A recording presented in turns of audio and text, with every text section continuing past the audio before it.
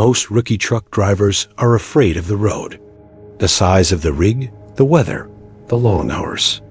Nobody really warns you about the stops in between.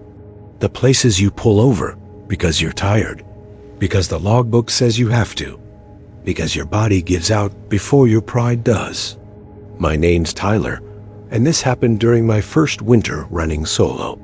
Long enough to stop feeling brand new, not long enough to trust my instincts the way I should have. It was my third overnight run in a row, hauling a refrigerated load through eastern Wyoming. The schedule was tight, the weather was worse than predicted, and my dispatcher kept insisting the roads were passable. Snow had been falling since sundown. Not heavy enough to shut things down, but steady and relentless.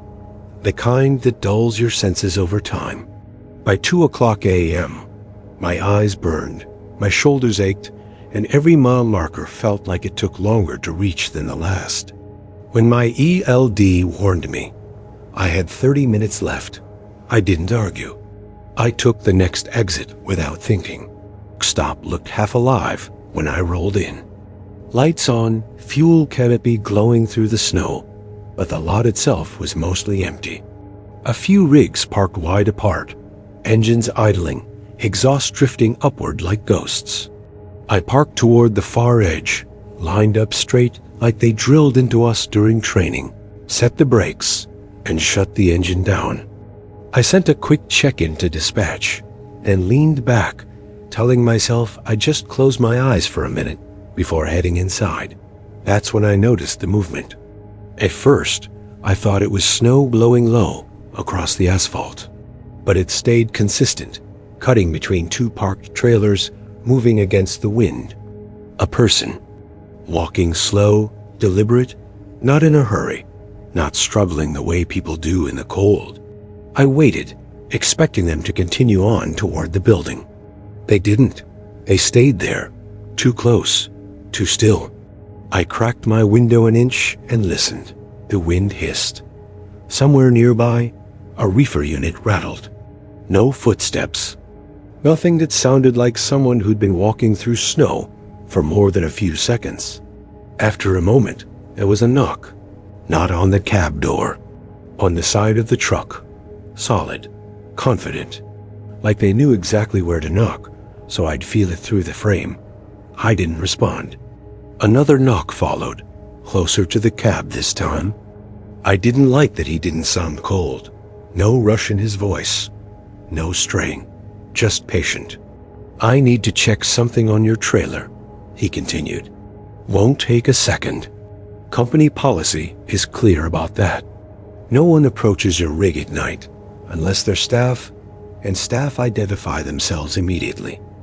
I asked who he was. There was a pause just long enough to feel intentional.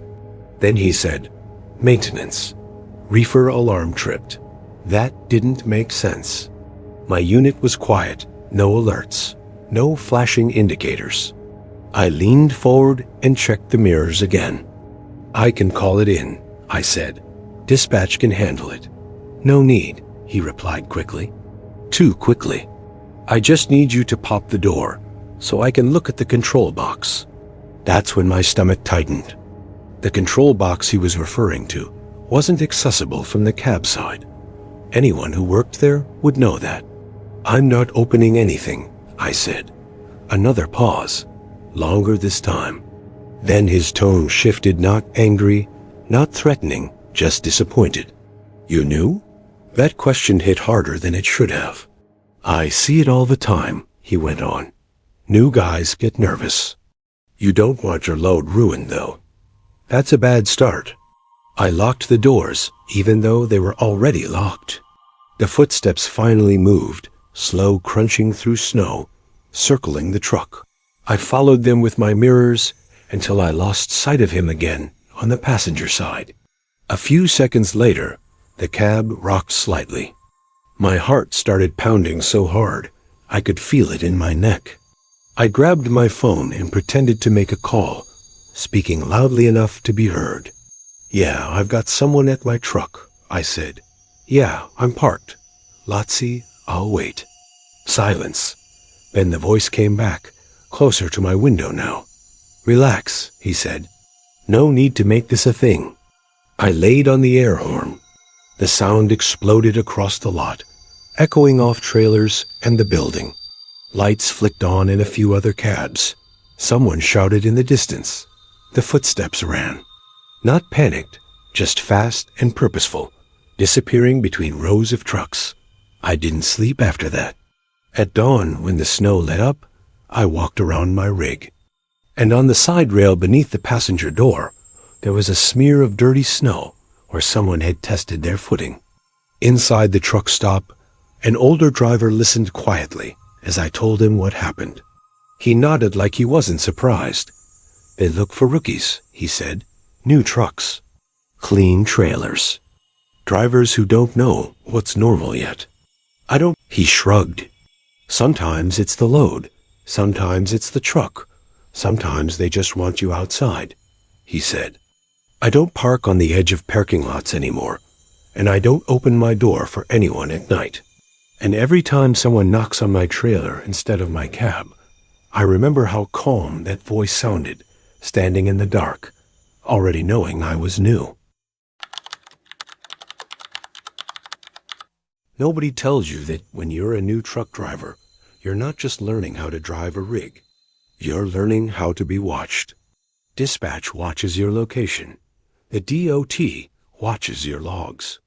Cameras watch your lane.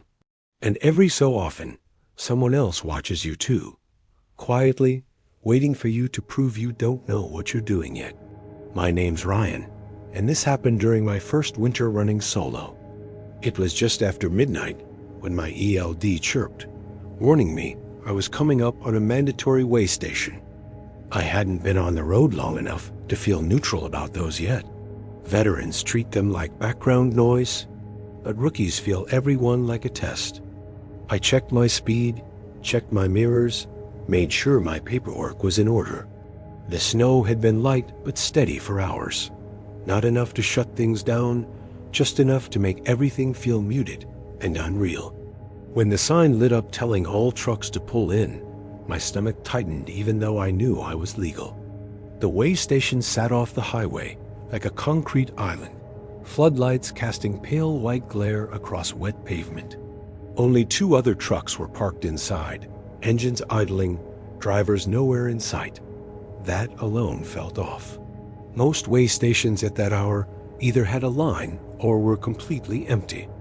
I rolled onto the scale, waited for the green light, and got waved forward to park and bring my documents inside.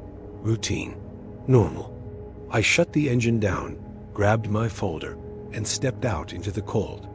Inside, the building felt too quiet. No radio chatter. No humming fluorescent buzz. Just the sound of my boots on tile and a single officer behind the counter, face half shadowed by the overhead lights. He took my paperwork without much expression and asked me how long I'd been driving.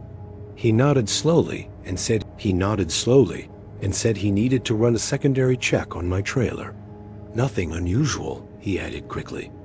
Just a random inspection. I waited by the counter while he disappeared out the back door. Minutes passed. 5, 10. The silence pressed in, broken only by the distant wind rattling the building. When I finally looked outside, I noticed something that made my skin prickle. One of the other trucks had left without me noticing. I was suddenly very aware that I was the only driver inside. The officer came back and told me there was an issue with my seal.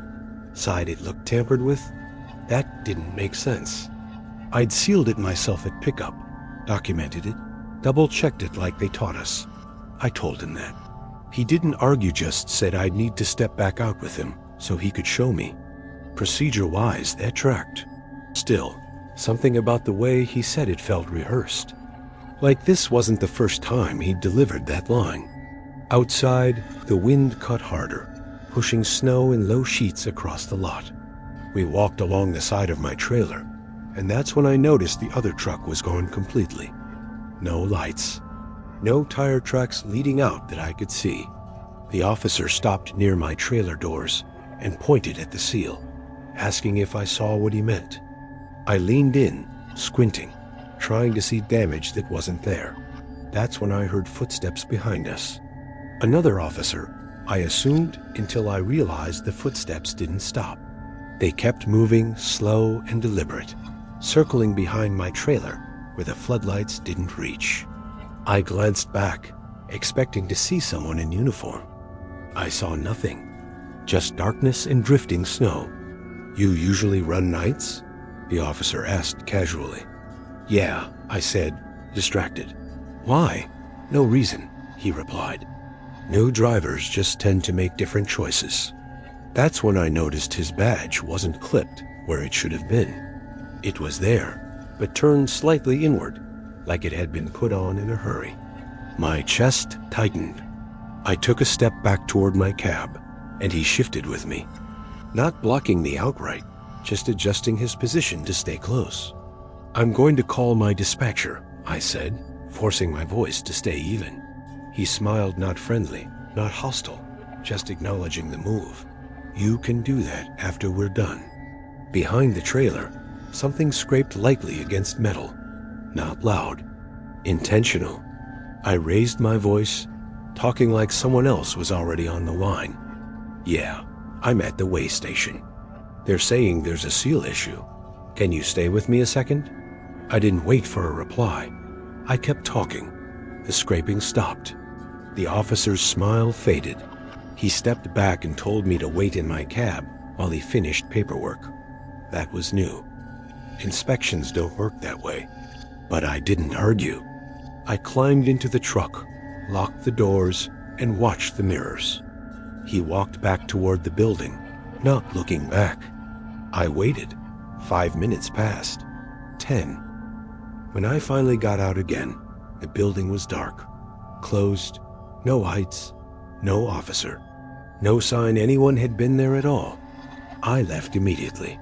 Later that morning, I called the state DOT office to ask about the inspection. They told me the way station had been closed overnight due to staffing shortages. No officers were scheduled. No inspections logged. No record of my stop. I don't blow through way stations now. I still pull in when the sign tells me to. But if something feels off, I don't step away from my cab. Because somewhere between the highway and the paperwork, I learned that being new doesn't just mean you make mistakes. It means someone might try to see how easy you are to move.